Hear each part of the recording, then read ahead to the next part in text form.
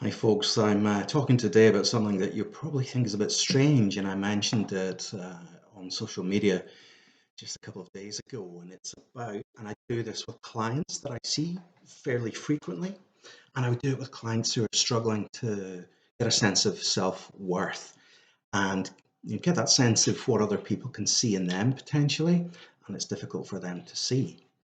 And it's called writing a love letter to yourself. That's what I call it. Now, it can get a bit of a strange reaction, I guess, at first.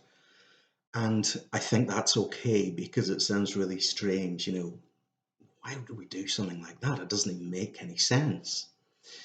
And generally don't write love letters these days. At least I don't think we do. We do other things. We text, we send messages, we do all of those things. So that's there. But what I want people to focus in on are those attributes that they have that are very positive.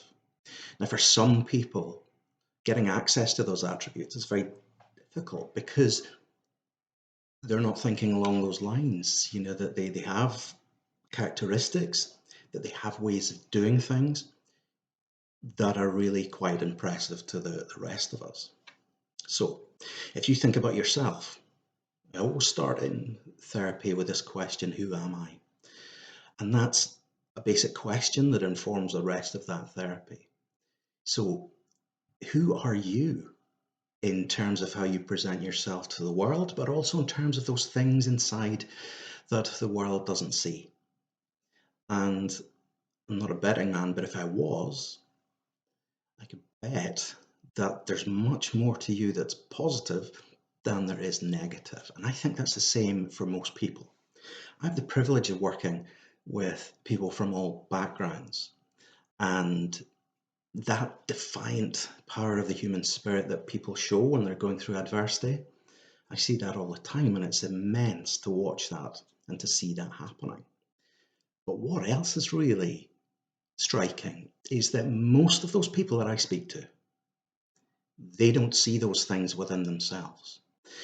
And I think that's something that we need to work on, not just in therapy, but as individuals. We need to think about ourselves in a more positive light. And so, what does that mean? Well, it means we have to think about ourselves as we are. So, for example, how do we identify ourselves? Well, we might be fathers, parents, partners, sons, daughters. We work in particular environments, so that is part of our identity too. And then we've got the stuff that's inside that no one else sees, just as I was talking about. We tend to think that that's all negative, but actually it isn't, because I found within people an immense store of compassion and wisdom and grace and beauty and all of those things. So I want you to think about those things for yourself. Okay?